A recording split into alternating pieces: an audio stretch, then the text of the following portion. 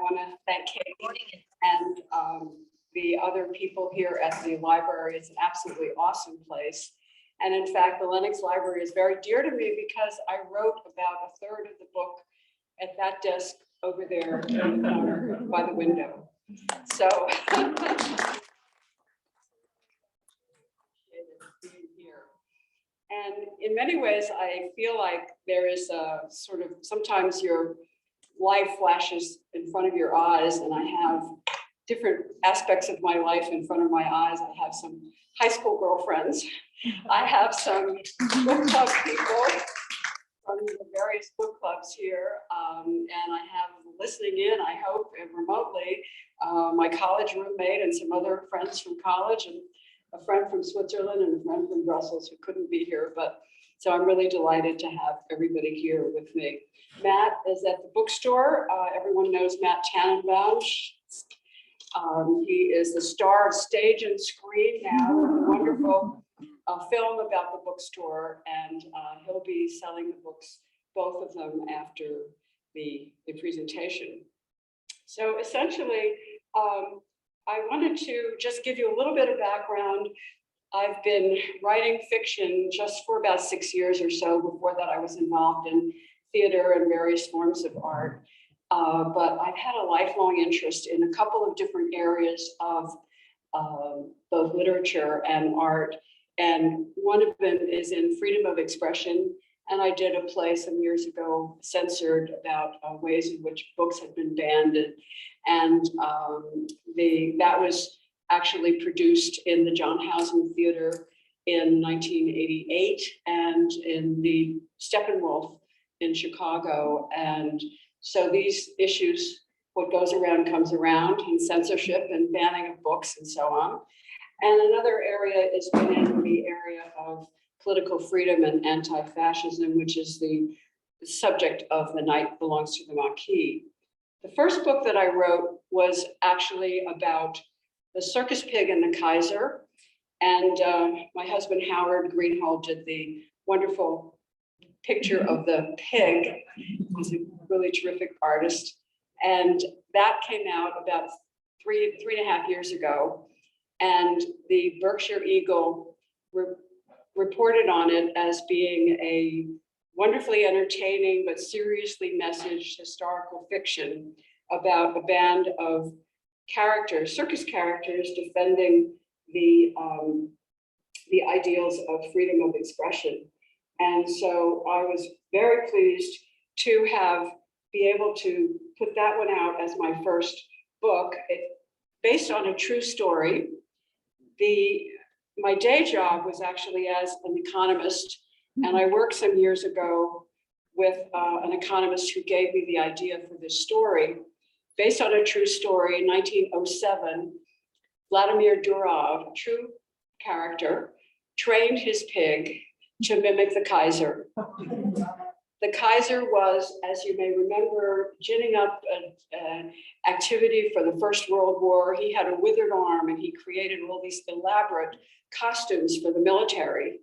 And so Durov, being a clown and a ventriloquist and a pig trainer and an animal trainer, trained his animals without cruelty. He was one of the first Pavlovian-style trainers, animal trainers.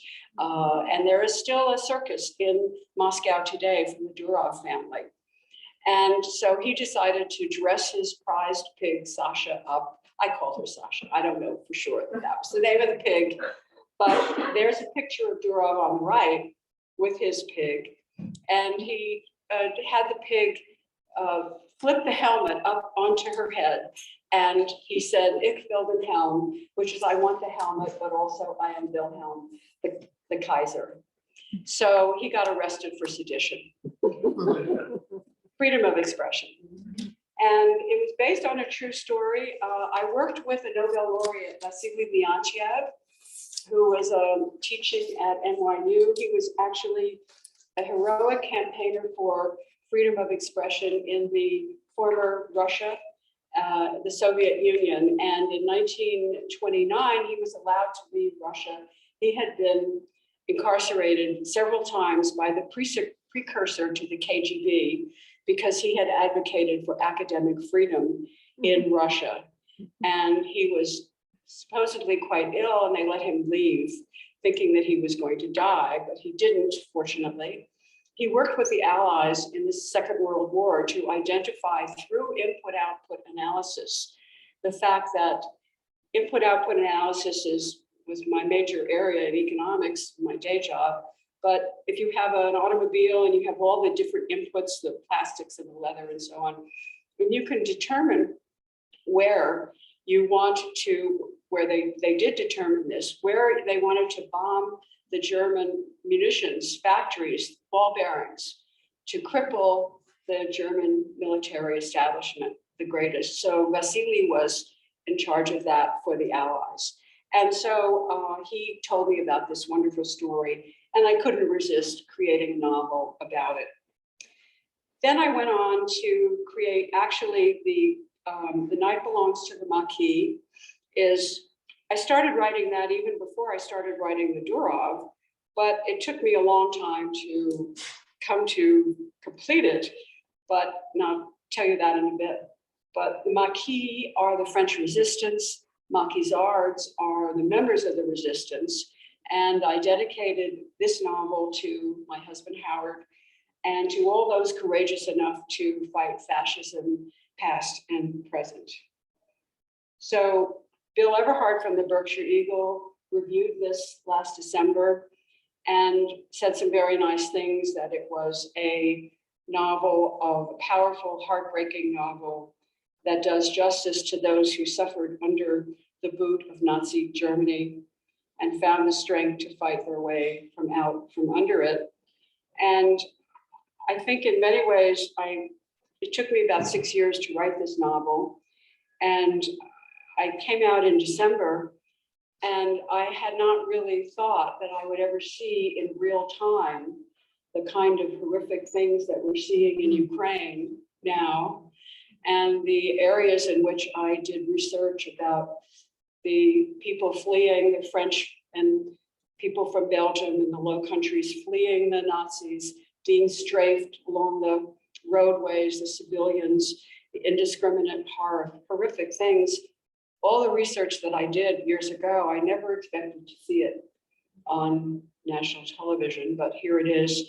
And the resistance of heroic people, where you say to yourself, could I possibly have done what they do now? And in my research and in my travels and so on, I really had never expected to see what we see now. So in a way, this novel has a particular meaning for me, but it is, after all, a love story. And it is something that I felt very strongly that I should imbue these characters with some sense of reality. And Sylvie and Jean, they're my two main characters. They're separated by war. And Sylvie poses as a nun to be able to hide the Allied pilots coming down from France to escape France. Jean's reported dead, and she takes her vows in earnest, and will they get back together again? That's the question. I'm not going to do a spoiler alert. So 1988, I saw this article in the New York Times, and it was about a little town in France called Foix. And I read it, and it was really the area, the nexus for resistance activities in the south of France, over the border with Spain. And the article described the fact that there were convoys of resistance people bringing guides, bringing Allied pilots and French agents and others over the mountains. And I said, that really looks like an interesting area. I think I'll go there. And that was the summer of 1988. And in November, I went.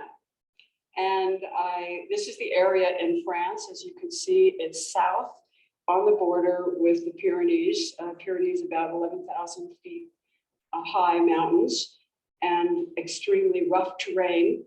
And where they would bring the Allied, down the Freedom Line, they would bring the Allied pilots out and then down to Barcelona, where the Free French would have the RAF bring the people over to the North Africa, to the Free French and to freedom. So this is, I didn't take this particular picture, but it gives you a great idea of how rough the terrain is and how these people had to do this on foot and sometimes in extremely inclement weather over the winter and so on.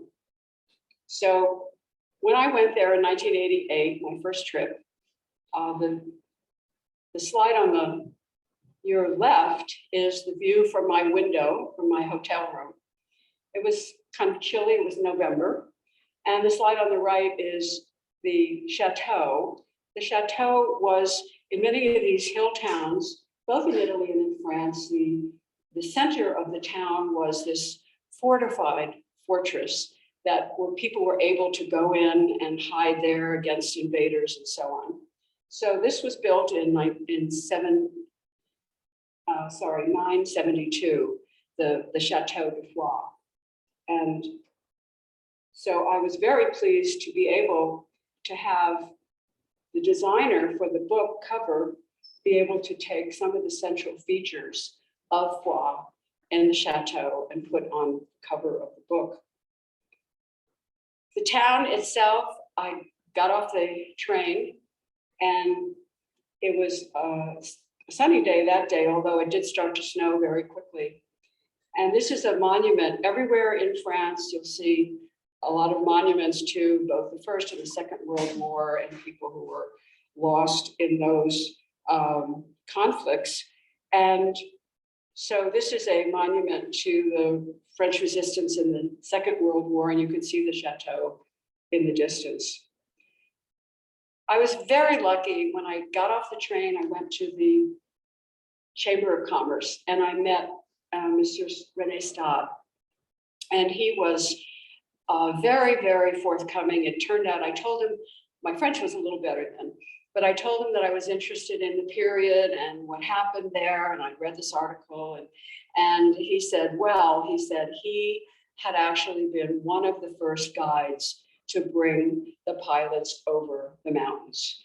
And he had been therefore involved in setting up what was called the Freedom Line to bring these pilots out of France.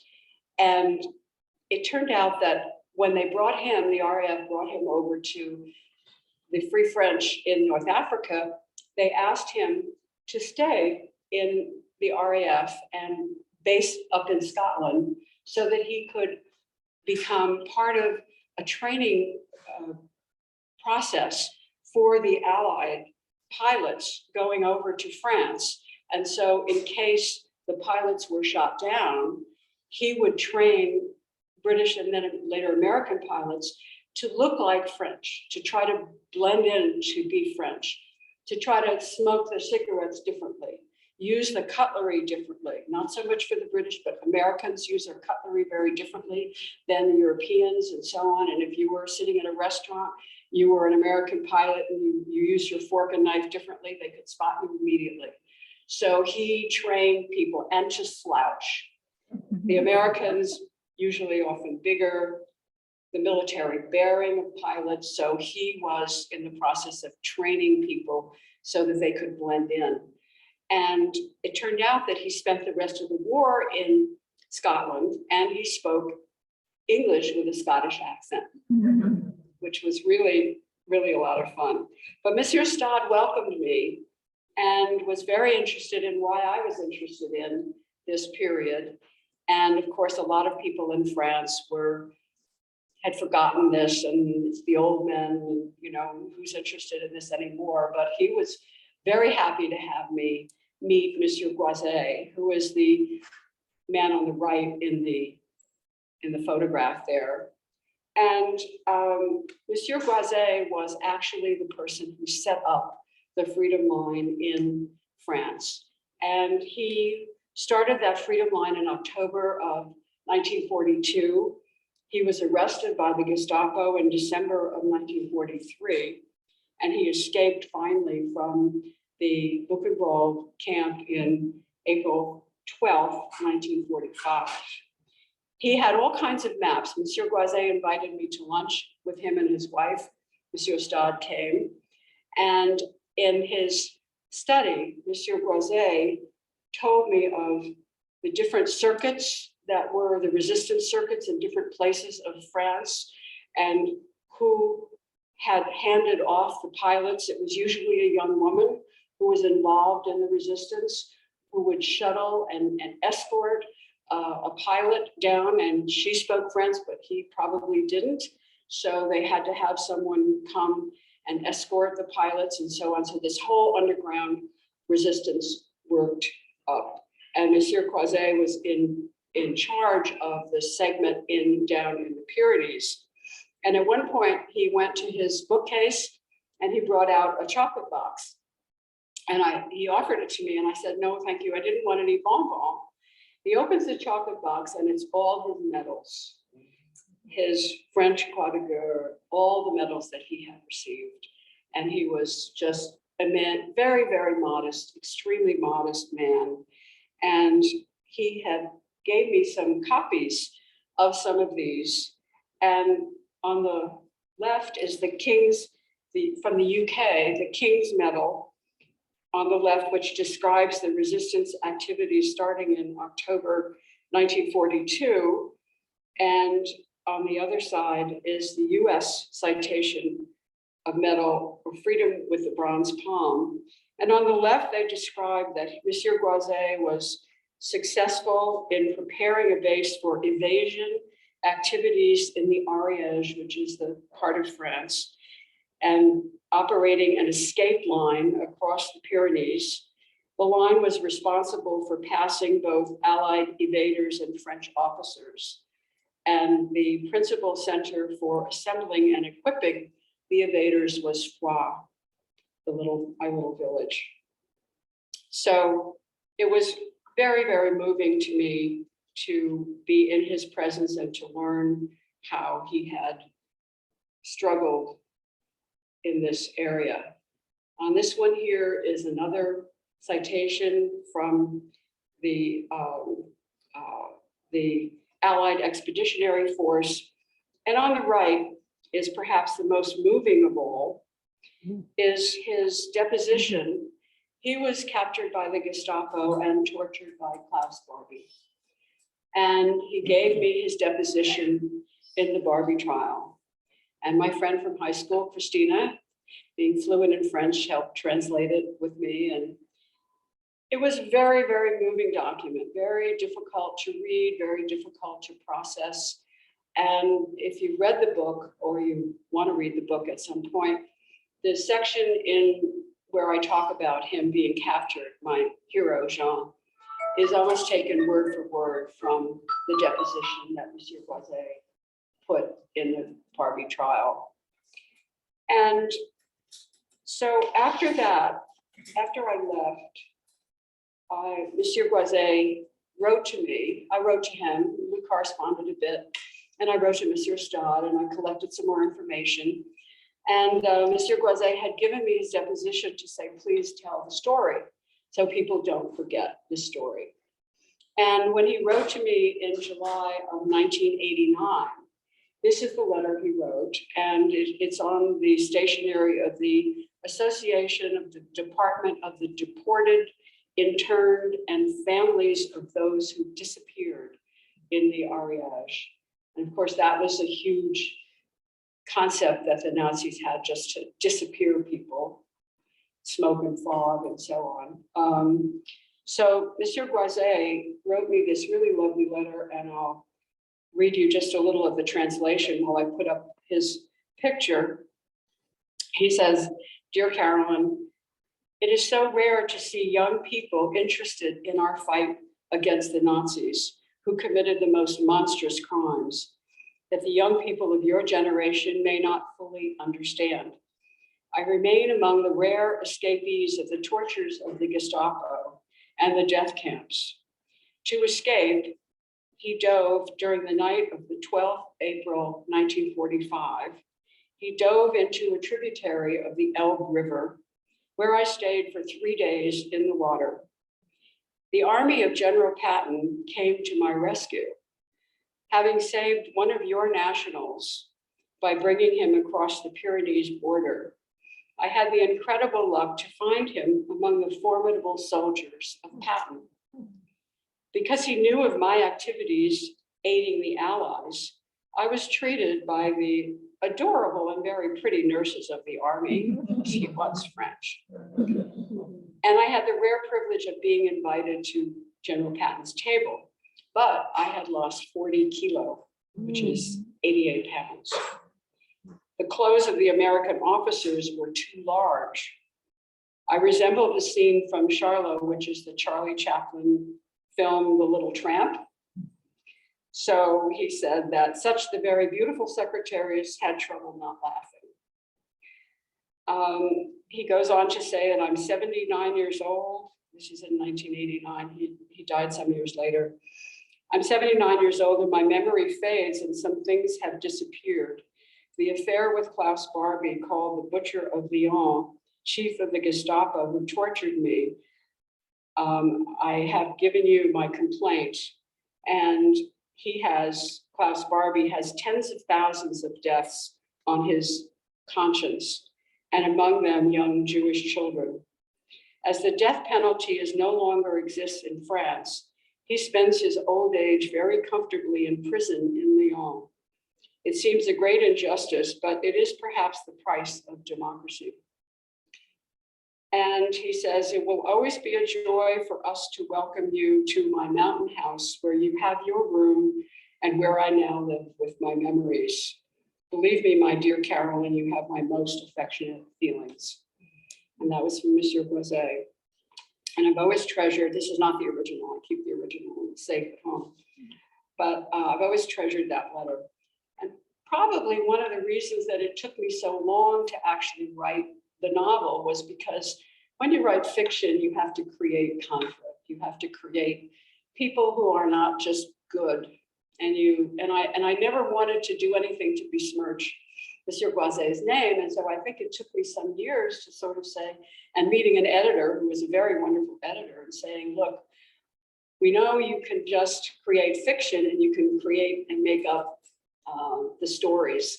So the story of Jean is, some elements of it are true, but he does some pretty disreputable things in the novel.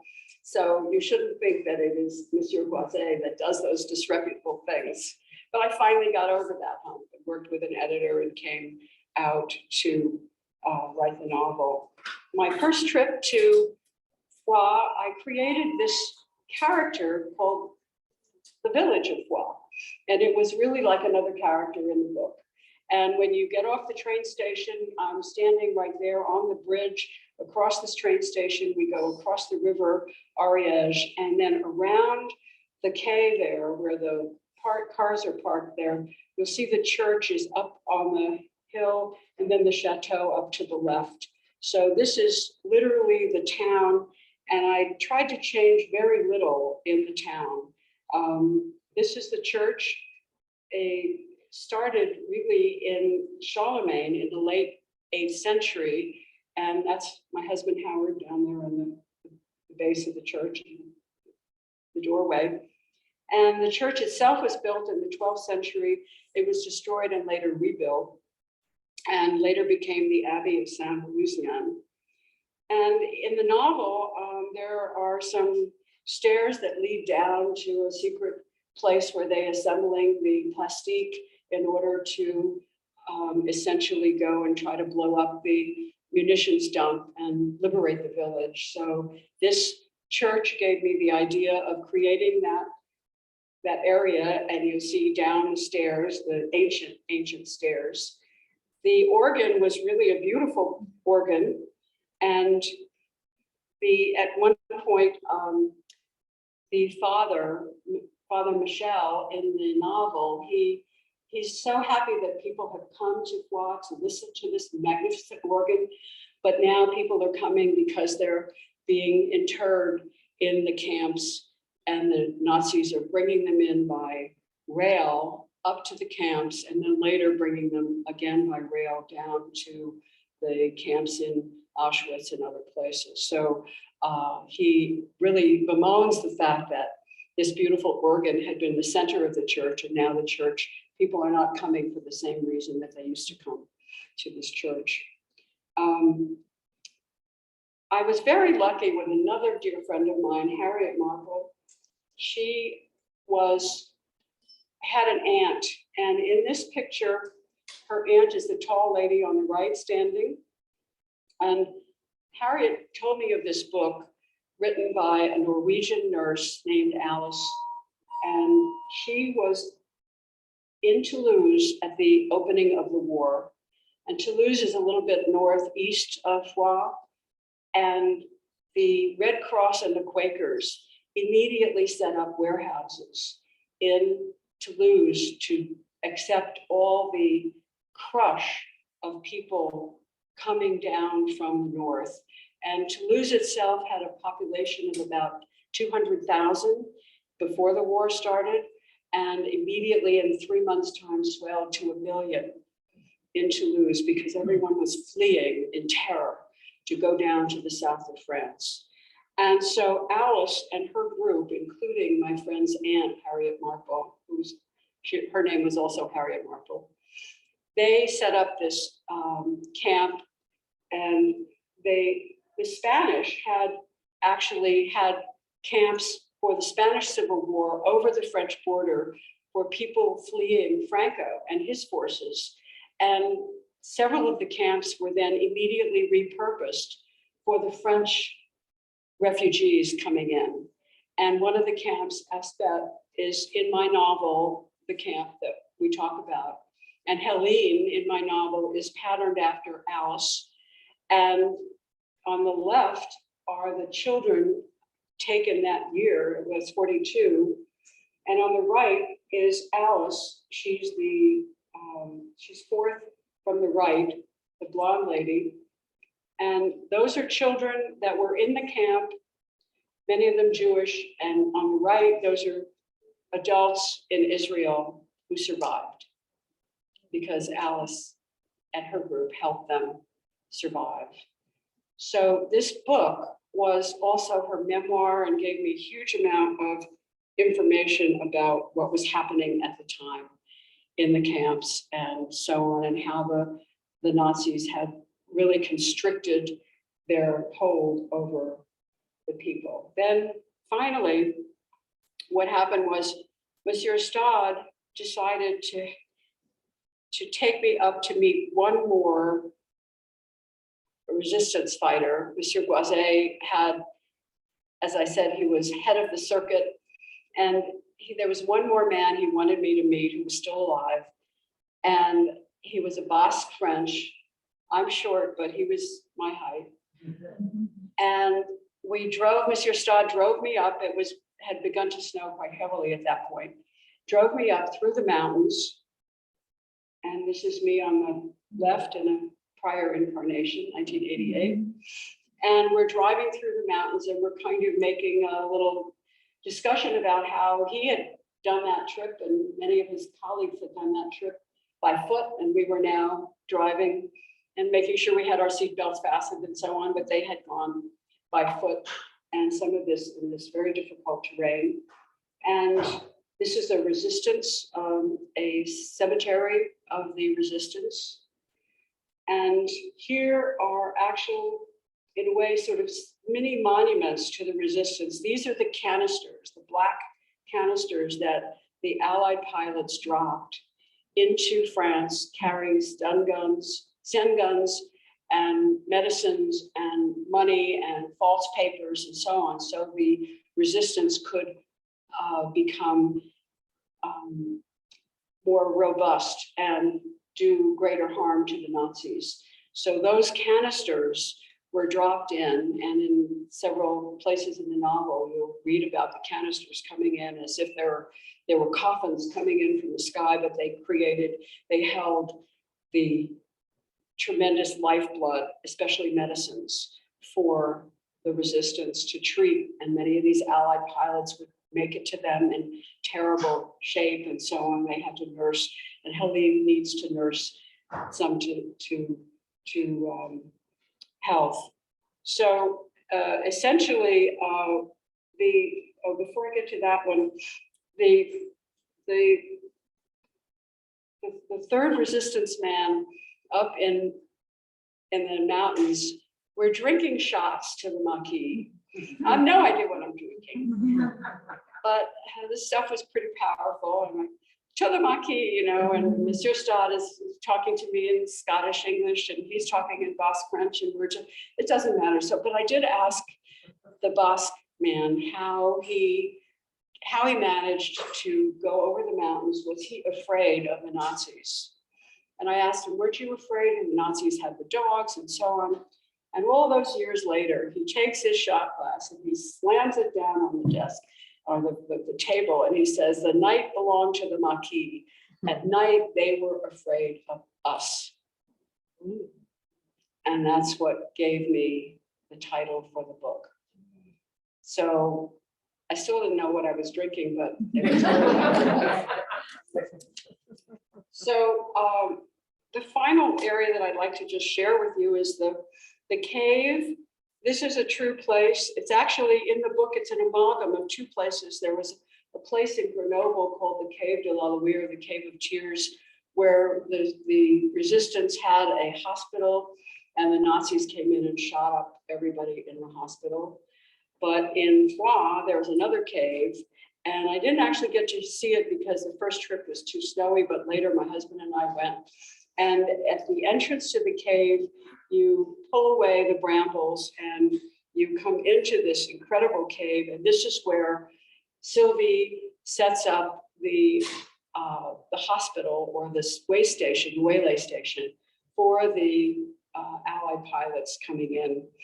And so essentially that's the entrance to the cave, and it's a massive cave and with stalactites and stalagmites, and she comes in and they set up camp there, and you can see how extensive it is. And the cave, the underground area runs for miles and miles, but the particular part that I created for the novel is in this one area. And so I'd like to just read a passage to close from the cave. And Sylvie and Jean they've grown up together. They're both 20 years old at the beginning of the novel, and they've grown up together in neighboring farms, and they've hunted together, and they've grown up as brother and sister. And as the novel opens, Sylvie has decided that she really wants a little bit more from Jean than just being a brother-sister relationship. But she's not really sure how that's going to happen. So, but Jean unexpectedly gets called up. And so he gets word to Sylvie to meet him at their special place in the cave. Sylvie wrenches open the back door of her farmhouse and flies up the rocky slope. The late morning sun, now full over the mountains, forces her to squint as she scrambles up the steep terrain. Struggling upwards through dense clumps of burnished red undergrowth, she hears a gruesome screeching, a murder of angry crows dive-bombing each other, fighting over the last of the dried berries on the windswept mountainside below. She feverishly scours the soaring firs, looking up towards the entrance to the cave for traces of Jean's wiry frame. She scans the newly harvested fields below with their peaked stacks of hay, laying golden and proud in the sun. She imagines German invaders, the Boche, ruthlessly scattering the hay to the wind. The trees on the valley floor are a riot of scarlet and orange, as if Nazi occupiers had already set fire to the ravine. As she looks up to the final ridge ahead, fear roots her in place. Her boots weigh 100 kilos each. This could be the last time she and Jean might be together. Sylvie propels herself ahead up to the mass of shrubbery at the entrance to the cave, their special place, hiding there as children, later staging their hunts and dividing their quarry from there. She thrusts the bramble bushes aside and calls to Jean, but only an echo returns. She backs away from the cave and collapses onto a log in a small clearing outside. Suddenly, two strong hands clamp onto her shoulders. She whirls around and rises to face Jean, smiling broadly, his olive skin weathered like hers from the harsh mountain wind and sun. His dark brown eyes are close together, deep set with the glaring intensity of a peregrine falcon. Indeed, hunting for pheasant and fox with him, she's lately begun to fantasize with the two of them as falcons, clinging to the rocky ledges, soaring in aerial courtship. She shakes her head back to reality. She whispers, Jean. He says, we don't have much time. His arms are muscular, surprisingly outsized for his lean frame. He holds out his hand for her. This surprises her as he doesn't normally reach for her like that. At first, she draws back, confused. Then, as he's leaving so soon, she decides to slip her hand into his. He brushes aside the brambles and leads them into the cave.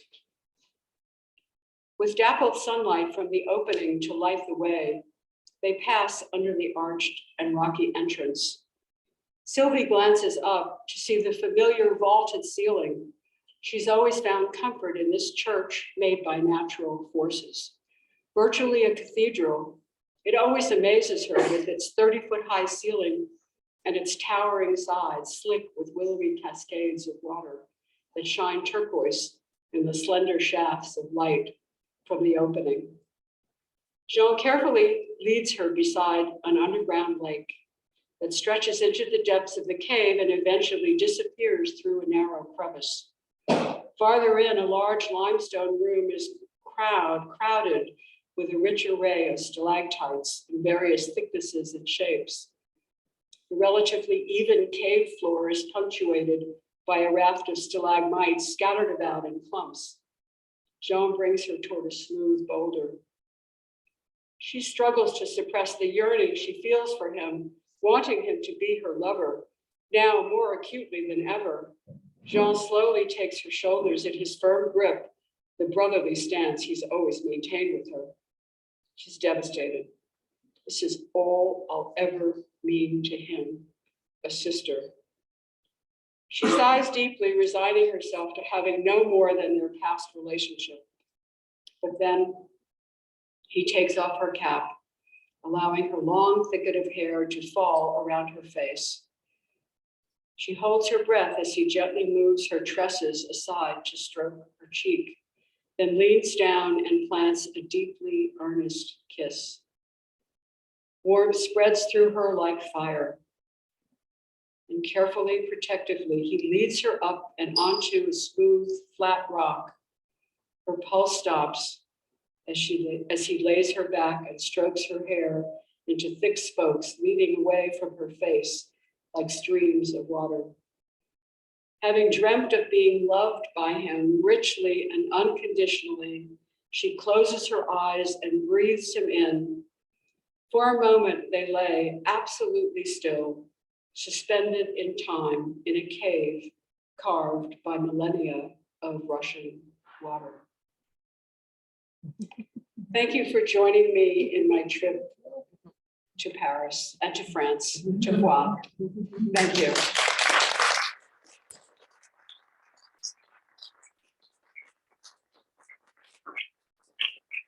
I think we have some time for some questions.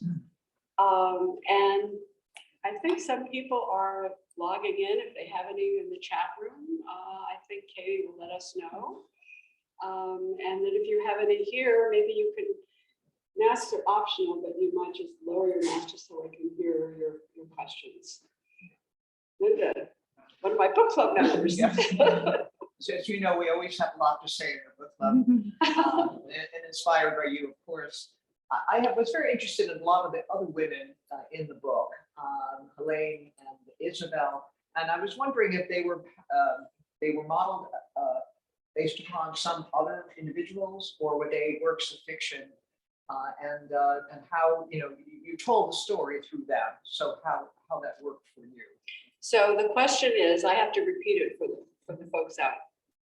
The question is, I have other women in the novel, Helene and Isabel, who is Sylvie's niece, and are they patterned? And Helene was actually patterned somewhat after Alice, the woman in the Swedish woman, who was the nurse who helped deal with all the refugees in Toulouse in that book that I mentioned before. So very much, she was a very happy person. She had a lot of spirit and so on. And she married somebody in as she was trying to help the refugees. A doctor came and they got married, and she was a very, very plucky person. Isabel, I kind of made her up. I have a niece who is a little, she's tall and willowy and likes to really do things the way she likes to do them. And so in a little bit, but just little bits and pieces of other people. You kind of take fragments of other people. So be careful, anybody in the audience. You might end up in that book. Another question. Yes. Is there any overlay between the time of this and the ending spoke with your story, and that the American spy took men, because she's an amputee, brought men over the mountains? The question is about Virginia Hall, who was a woman of no importance, was the book. Yes, that I tried to read everything I could get a hold of in the period. She was an American, I believe, and she had an amputated leg, and she ended up in the resistance, the same area, actually, in the area of Foix. If you went about 150 miles west, she was bringing people down the west coast of France over the mountains on that side of Spain. And so, yes, very similar pockets of resistance men. One of the main reasons that the resistance gained a lot of activity after the war was over, soldiers could return home, but what happened was the Germans decided to conscript any able-bodied man to go work in Germany, and so a lot of them at that point, it was around 42 or so, that they fled to the forests and joined the resistance. So a lot of the men that she was actually in charge of, Virginia Hall, were living in the forests and creating places and caches. And she was well connected with the Americans. The British were the first to start bringing supplies into the resistance. And in my novel, the first one who brings it over is Alistair, who's a Brit, and he's escaped. He's been shot down. And Sylvie says, I can help you get out of France. And so they create this freedom line in the novel. But yeah, the British were the first to come in, and then the Americans brought in. And there was actually a little bit of rivalry between the French and the British helping the resistance, and got certain political, but yes, exactly the same period and quite a lot the same area, just a little bit farther west. Other questions? Yes, Jackie. How about the German officer and the dancing girl at the camp? What was that based on anything that these gentlemen had told you, or is that something that you was fictionalized? The German officer, I just made him up. Okay. And I tried, again, in fiction, you don't want to have, the pure villain who is nothing but villain. You want to have a little shade, a little something that maybe he has some element of humanity to him, and then you find out he does or doesn't. I won't give you a spoiler alert. But no, I didn't actually have anybody to pattern him after. My knowledge of Nazi officers is pretty limited. Yeah, but you get to make these things up. I mean, that's the wonderful thing about theater and writing and so on. And Pam asked me earlier at lunch, how I came to actually start to write this. And I said I promised I would tell you, not at lunch, because I didn't want to bore you by repeating it twice, but I was doing some work in theater at the time at Ensemble Studio Theater, and I was directing and choreographing, not really writing at that point in time. And this was in about 1988. And the person who was doing the acting class at that point said to various people in the acting class, I was taking an acting class because I was working full-time at a day job, and they didn't really have time to full-time do big productions at that point in my life. And so I took this acting class. And so he told various people in the class, he said, well, you be a nurse, you be a truck driver. And he said to me, and you be a nun. I don't know why that happened, but, and you write a monologue and then come in and perform the monologue. Well, if you ever have any information about theater, you want to have a monologue that has some conflict in it. You can't just say, oh, you know, this happens, and you really need some conflict. So I thought, well, how would a nun have some conflict? And I thought, well, you know, she's in love with a priest. No, I've never done that. Not so interesting. So I thought, well, what if you had a nun in the Second World War, and a young German boy who was very innocent, really didn't want to commit these atrocities, came to her for sanctuary. And so I wrote the monologue about that. And he said to me, Chris Sarasso, if you're listening, Chris, I thank you in the acknowledgements. He said, you have a play there. And I said, oh, wow, I never really thought about writing a play. I really directed and choreographed and so on, but never writing a play. So a few weeks later, I see this article in the New York Times about WWII, where this happened. And I thought, well, that's a sign.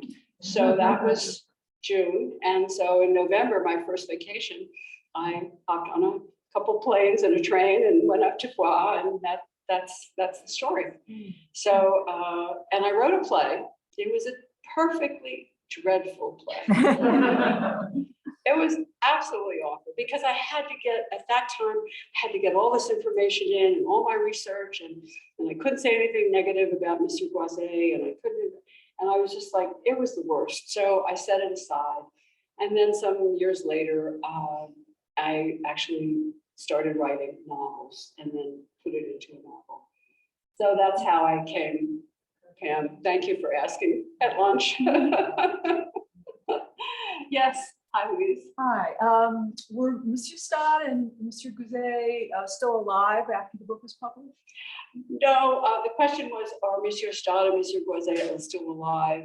No, unfortunately. Monsieur Stade wrote to me that Monsieur Gouzet had died in about 3 years later. And Monsieur Stade, I had heard from someone else some years later that he had died as well. And when my husband and I went to WWII, the latest trip that we went to was about 5 years ago, I made a connection with the head of the Resistance Museum there. And he was kind enough to plow through materials and give me some background and extra things that helped me with the novel, but I couldn't really track down Monsieur Boiset's family and so on. But, you know, it was very sad for Monsieur Stade to write to me and say that we had lost Monsieur Boiset. You know, there's just, these people are amazing. Hello, Karen.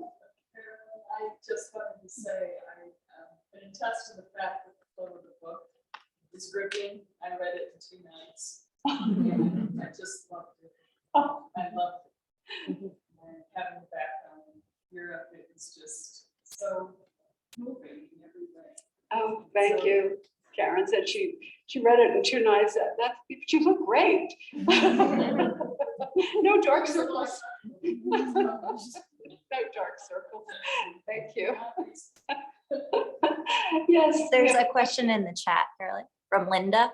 What do you sacrifice when your goal is to tell a true story in the form of an engaging fictional one? So what do you sacrifice when you have to tell a true story and balance what's fiction versus true? You know, it's really hard, especially if you have like a personal connection with somebody like Monsieur Boiset. I really didn't want to say anything negative, but then this editor said to me, you have to set that aside if you're writing fiction, and you have to just acknowledge that in the acknowledgement section. But it's a difficult balancing act sometimes. And again, for example, the cave de la Loire is actually outside of Grenoble, which is where I first went to look at resistance in November of 1988. I went to Grenoble first because that was a bigger area that I had discovered. And so if I were to have tried to make sure that the cave I put in Grenoble, this is what I did in the play. And I had them run from Foix to Grenoble to the play. And it didn't matter that cave was in Grenoble versus Foix. There was a cave in Foix, and I could use the same thing that had happened in Foix, in Grenoble, in Foix. So you have to just sometimes the willing suspension of disbelief, which is what we think about in theater. You just have to do that in fiction as well. But yes, that's a good question. That's from Linda Mencia, probably, from my book club. Yes. Oh, Terry. Hi. You mentioned that the German officer was made up, but were there many people like Colleen in the book that were forced to go through what she did, collaborate with the Germans?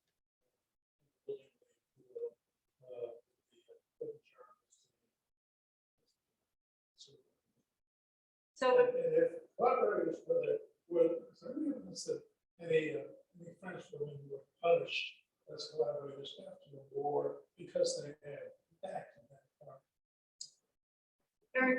Very good question, Terry. Thank you for that. The question was, were there people who were either coerced or did collaborate with the Germans in one way or another? And then what happened to them? What kind of punishment did they receive? And there's a lot of research on the fact that women had their heads shaved and so on, who were collaborators. And of course, the resistance was not above doing summary executions and hangings and so on. And it's not just all wonderful, nice people when you end a war. There's huge anger and resentment and terror and horror and so on, and no rule of law and rampant violence. So there was a lot of that documented in the period. And so my character of Helene, who, spoiler alert, she does end up kind of having certain feelings for the Nazi major he's living at her house. He's billeted to her house. And I wanted to create that. She was alone. She thought her husband was captured. And so I wanted to create some real sense of longing for this woman and what was going on with her. And so, but it was based on a fair amount of research about how collaborators were treated very, very harshly at the end of the war. Yeah, thank you. That's a good question. Yes. In the story, there were some Jewish families that made it to the same town, but that town wasn't really helping these Jewish families get over the border. But were there other towns or other routes that they took? Because many people did escape from France through the Pyrenees. So the question was, how about the Jewish families that were in the area at that time, and how were they able to escape? Well, Alice has, in documents in her book, one of the areas was that Foix was just south of 3 major camps that had been in the Spanish Civil War. They had been set up by the French to receive Spanish prisoners. And I'm sorry, not Spanish prisoners, but Spanish people who were fleeing Franco. So they would not become prisoners in Spain. And so originally the refugees, who included many Jews, were herded into these camps for protection. And initially they were able to be protected by Alice and her Quakers and so on. And they did include a lot of Jewish children. But when it became apparent that this was not going to be safe for them, and that the Nazis were starting to remove them, then Alice actually describes bringing out, as I have in my novel, Helene brings out to Marseille to a ship. And as you know, some of the ships were not well thought of. They were not received in other ports, but at some point they did get out in Marseille to Palestine.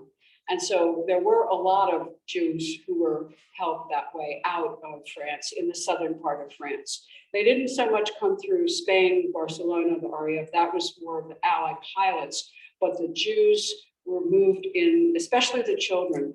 And there was a whole network of, Alice describes Mother Superior, where I patterned Mother Superior after a nun that she knew in one of these convents who hid quite a lot of children on their way, so that as waypoints moving forward. So it was, and the Bishop of Toulouse was extremely anti-Nazi and had been very, very public about opposing the regime, the occupation.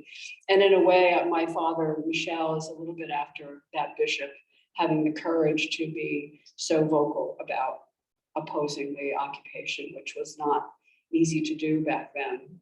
So yes, but it's just an amazing, harrowing story. And yeah, thank you for that. Alan. So when you were talking about the gentleman that you met, it reminded me of this Holocaust survivor at the honor meeting. And she spoke, I heard her speak many times. And when she ended her story, she would leave the people with her 11th commandment, thou shalt not be a bystander. And I thought that was very appropriate for the gentleman you met, as well as I'm sure all the resistance fighters, because what they were doing was above and beyond.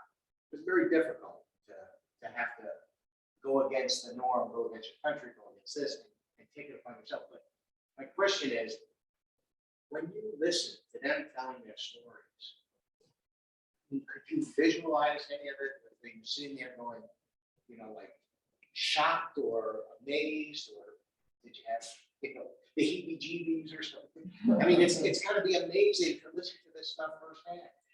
So, Without shots. yeah, without the shots, right? So the question, very good one. If you meet someone who is a Holocaust survivor and you feel that they tell you that you want the 11th commandment, which is thou shalt not stand by and do nothing, essentially. And how do you feel when you meet people like this?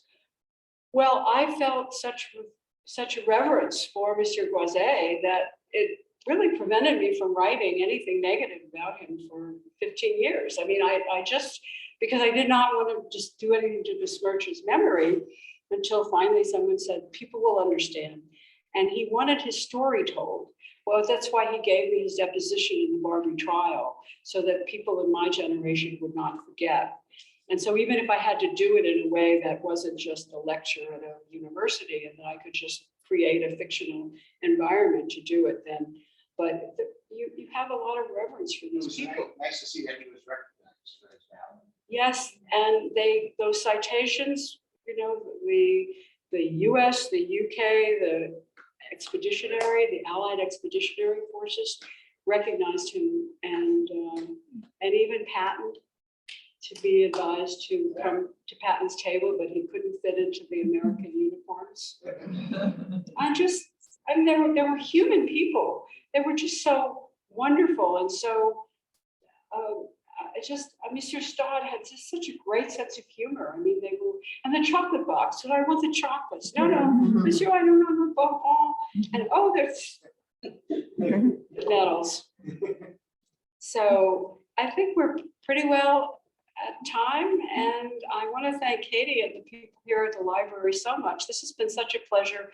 Again, it means so much to me to do this in this room here, but I want to thank you all for coming and sharing my journey with me.